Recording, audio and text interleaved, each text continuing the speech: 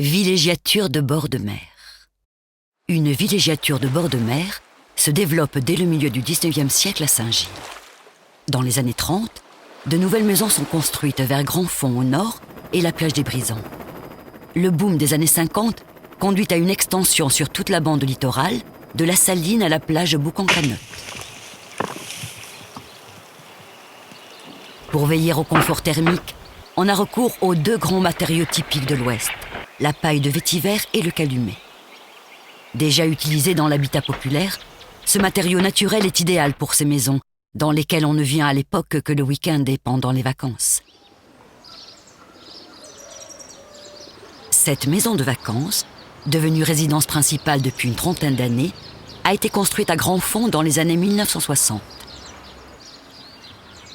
La distribution intérieure est d'une grande symétrie.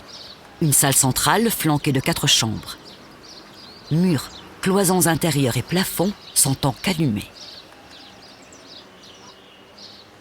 Surmontée d'un toit en vétiver, plante que l'on trouve en abondance sur les hauteurs de l'île depuis la fin du XIXe siècle, cette autre maison de Grandfond est un exemple de villégiature transformée en résidence principale.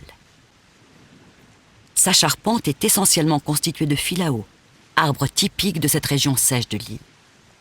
Portes et fenêtres sont découpées dans les pans de murs en bambou tressé, cloués sur une charpente en bois.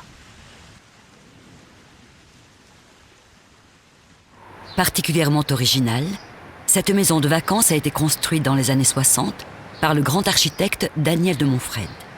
C'est l'une des premières maisons de Boucan-Canotte.